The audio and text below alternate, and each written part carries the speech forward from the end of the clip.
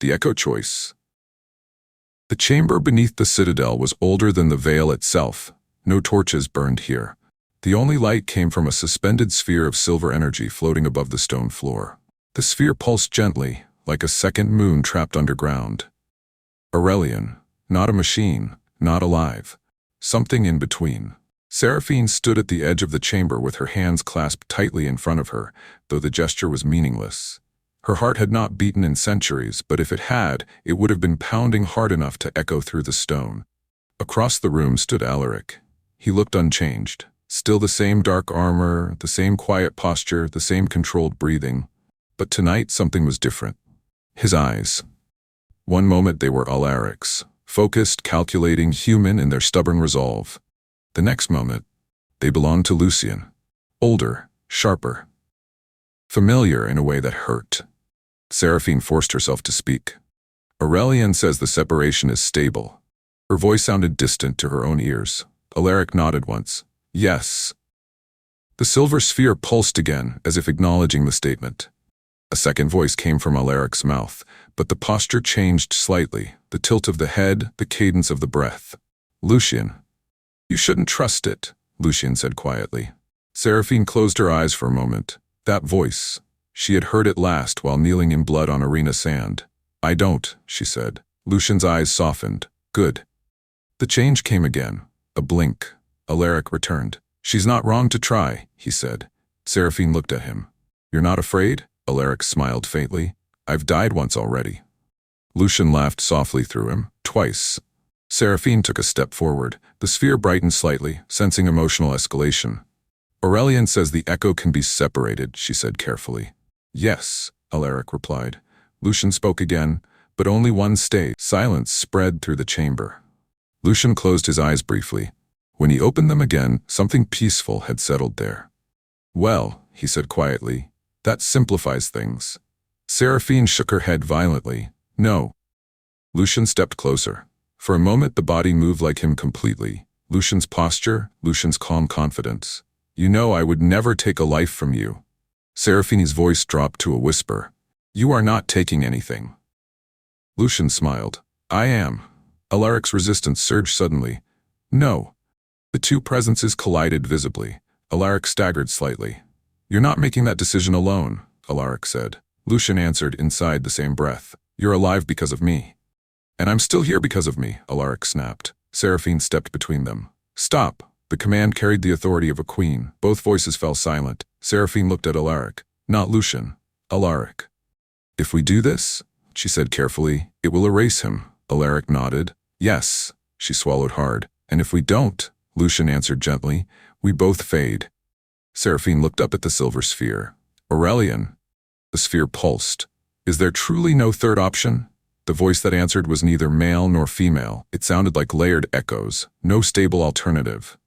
Seraphine closed her eyes. Lucian spoke again softly. You already chose. Her eyes snapped open. No. Yes, he said. You chose life. Seraphine's voice broke. I chose you. Lucian's expression softened with a warmth she had not seen in 5 years. I know. He stepped closer until he stood only inches away. For a moment, just a moment, she could pretend the years had never happened. Lucian lifted a hand, but he did not touch her. That is why I'm letting go. Seraphine grabbed his wrist. No. Lucian's smile was gentle. You promise not to waste your life. Her voice shattered. You promise not to leave me again. Lucian's eyes closed briefly. I kept that promise. He opened them again, and now he will. Alaric's presence surged forward fully. His voice was steady but thick with emotion. I will. Lucian spoke one last time. Take care of her. Alaric's answer was immediate. With everything I am. Seraphine felt it then, the shift. The echo unwinding. Lucian's presence fading like a star slipping beneath the horizon. His last words were barely a whisper. Goodbye, Seraphine. The body collapsed forward slightly. Alaric caught himself against the stone floor. The silver sphere dimmed. The chamber went quiet. Seraphine knelt beside him. Alaric? He looked up at her slowly. His eyes were clear now, entirely his own. Yes. Seraphine stared at him, searching for any trace of the other presence. There was none. The absence hurt, but something else remained. Strength, memory, what love carried forward. Alaric reached for her hand. I'm still here. Seraphine held it tightly. I know. And somewhere deep within the echoes of vampire blood and ancient memory, Lucian Varel's sacrifice became the foundation of something new. Not resurrection, not replacement. Legacy. The first kiss after the echo. For a long moment, neither of them moved. The chamber beneath the citadel had gone completely still. The silver sphere of AURELION dimmed until it resembled nothing more than a distant star trapped in glass. The soft hum that had filled the room during the separation was gone, leaving only the quiet weight of stone and memory. Seraphine was still kneeling beside him. Her hand had not released his. Alaric slowly pushed himself upright, his movements careful, as if he were afraid that something inside him might fracture if he moved too quickly. The first thing he noticed was the silence, not the silence of the chamber, the silence inside his mind. For months, longer than that really, there had always been something there. A second presence, a shadow of thought. Lucian's instincts brushing against his own. Lucian's memories surfacing without warning. Lucian's voice. Now, nothing. The space inside him felt enormous, empty. Alaric exhaled slowly. Seraphine was watching him with an intensity that would have unnerved most men. Say something, she whispered. Alaric looked up at her. What would you like me to say? Her voice trembled. Anything that proves it's really you. He studied her face carefully. For a moment, the warrior who had fought through arenas and cathedrals and burning cities disappeared. What remained was simply a man trying to understand the weight in her eyes. I still hate the taste of iron in blood, he said quietly. Seraphine blinked. That's oddly specific. Alaric shrugged faintly. It bothered Lucian less. Her breath caught. It was such a small detail. But it was his, entirely his. Seraphine lowered her head and released a breath she had been holding for what felt like centuries. He's really gone, she said softly. Alaric didn't answer immediately. He turned his gaze toward the dim sphere above them. I don't think so. Seraphine frowned slightly. What do you mean? Alaric touched his chest. His memories are gone, he said. The echo is gone. His voice softened. But the reason he stayed, that's still here. Seraphine's eyes shimmered faintly in the low light. You mean protecting me? Alaric shook his head. No. He looked directly at her. Loving you. Seraphine looked away. For the first time since the separation, uncertainty crossed her face. I don't know what to do with that. Alaric leaned back against the cold stone wall. You don't have to do anything. She turned back to him. Of course I do. No, he said quietly. You don't. Her eyes searched his. I loved him. I know. And now She stopped herself. The words refused to form. Alaric studied her carefully. You don't have to say it. Seraphine laughed softly, though the sound was fragile. That's the problem. What is? I want to. The chamber seemed to hold its breath. Seraphine slowly stood. For a moment she simply looked at him, memorizing the lines of his face. The difference was subtle, but it was there. Lucian had carried centuries of certainty in his posture. Alaric carried something else. Choice. Every movement felt deliberate, like a man building himself piece by piece. Seraphine stepped closer. Look at me. Alaric raised his eyes. She reached out and gently touched his cheek. The contact was soft, curious, testing. You're different, she murmured. Good different or bad different? Seraphine smiled faintly. Human different. That sounds dangerous. It is. Her thumb traced the line of his jaw. When Lucian kissed me, she said quietly, it felt like inevitability. Alaric's voice was calm. And me? Seraphine took a slow breath. With you. She hesitated. It feels like a decision. Alaric considered that. And you're not sure you want to make it. Seraphine looked into his eyes. That's not the problem. What is? Her voice dropped to a whisper. I'm afraid I already have. The words hung between them. Alaric didn't move, didn't reach for her, didn't lean closer. Instead, he said something unexpected. If you kiss me now. Seraphine tilted her head slightly. Yes? You can't pretend it's him. The truth in that statement landed like a blade. Seraphine's eyes filled with something deeper than grief. Relief. I don't want it to be him. Her hand slid from his cheek to the back of his neck. And that terrifies me. Alaric finally reached for her then. His hand wrapped gently around her wrist, not stopping her, just grounding the moment. Seraphine? She leaned closer. Yes? Don't kiss me because you're lonely. Her lips parted slightly. I'm not. Don't kiss me because you miss him. I don't. Alaric studied her face carefully. Then why?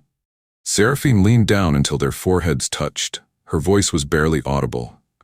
Because when you almost disappeared, it hurt in a way losing Lucian never did. Alaric's breath caught. That doesn't make sense. Seraphine smiled sadly. Love rarely does. For a moment neither of them moved. Then Seraphine closed the distance.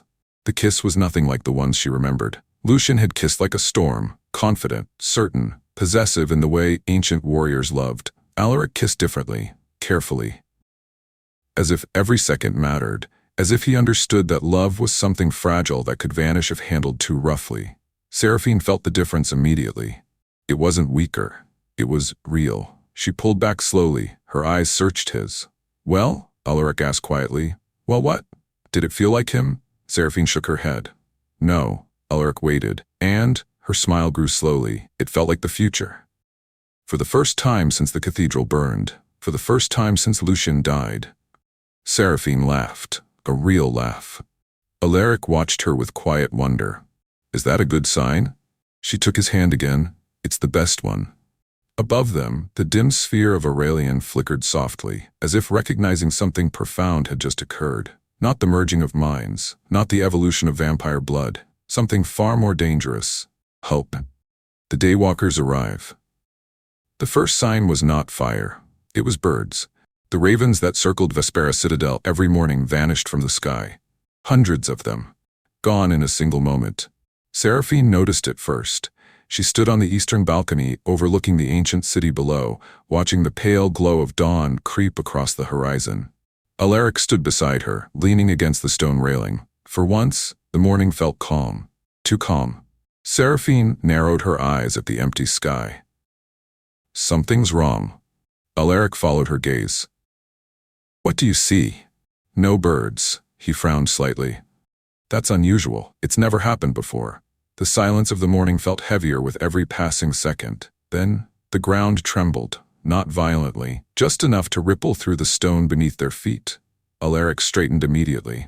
That's not an earthquake. Seraphine turned toward the city. At first she thought it was mist rising between the buildings, but the shapes inside the haze moved with purpose. Figures, dozens of them, walking calmly through the streets, toward the citadel, in daylight. Seraphine's eyes widened.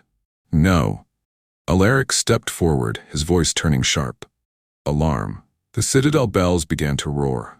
Deep bronze tones echoed across the fortress, summoning every guard, every sentinel, every ancient warrior hidden within the walls. Vampires poured from the towers and battlements, weapons drawn, eyes burning, and then the gates opened, because the enemy did not hide.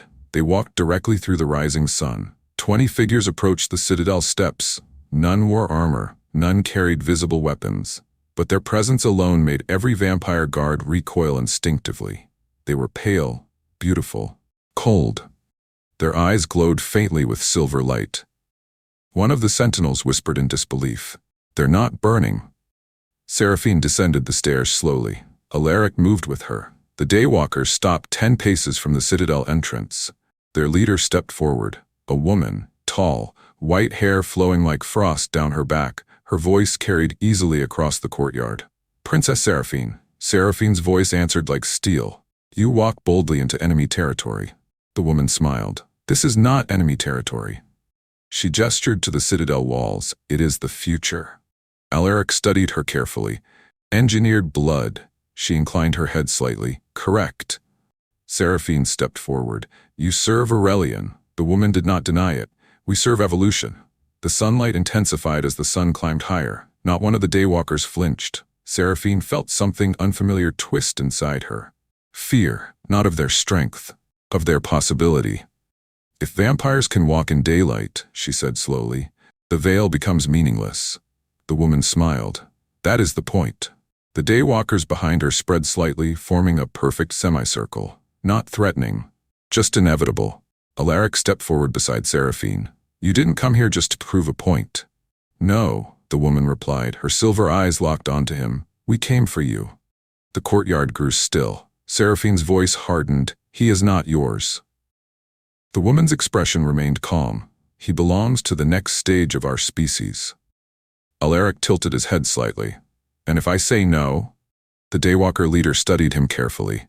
Then we demonstrate why refusal is irrational. She raised one hand. The daywalkers moved, not charging, not attacking wildly. They moved like perfect predators, silent, fast, and horrifyingly coordinated. The first sentinel who tried to block them burst into flames when struck, not by sunlight, but by a blade that glowed with condensed solar energy. The courtyard exploded into battle. Africa's warriors leapt from the walls. Asian assassins dropped from the rooftops. European sentinels formed a defensive wall around the citadel entrance. But the daywalkers moved through them like ghosts. Not stronger, not faster, better. They fought without hesitation, without fear, without wasted movement. Alaric stepped forward into the chaos. His blade met the first daywalker with a crash that split stone beneath their feet. The warrior's silver eyes widened slightly. Echo bearer. Alaric pushed forward. I'm not your experiment. The daywalker attacked again, precise surgical strikes designed to disable rather than kill. Alaric adapted instantly. Human unpredictability, Lucian's combat instinct, merged, integrated. He drove the daywalker backward across the courtyard.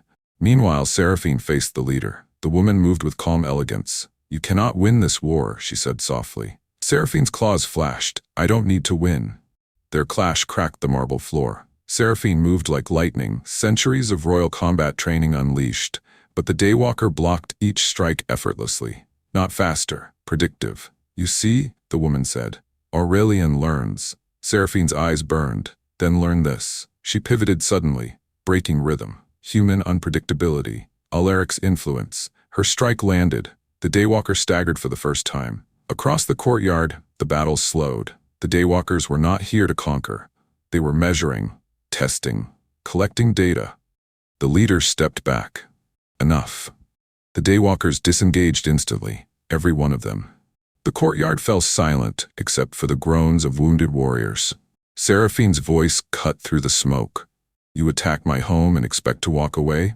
The daywalker leader met her gaze calmly. We already did what we came to do. Alaric's voice dropped. You tested us. The woman nodded. And now Aurelion understands something important. Seraphine's eyes narrowed. What? The daywalker smiled faintly. You are adapting faster than expected. She turned away. The daywalkers began walking back toward the city, into the sunlight, untouchable, unburning. Before disappearing into the streets, the leader glanced back one last time. Next time, she said calmly, we bring an army. Then they were gone. The courtyard remained silent. Seraphine stared at the empty street. Alaric walked up beside her. Now we know. Seraphine nodded slowly. Yes, her voice was quiet. They're not replacing us. She looked at him. They're studying us. Alaric's expression hardened, and the next version will be stronger. Seraphine turned toward the rising sun, then toward the citadel behind them. We don't wait for that, Alaric nodded.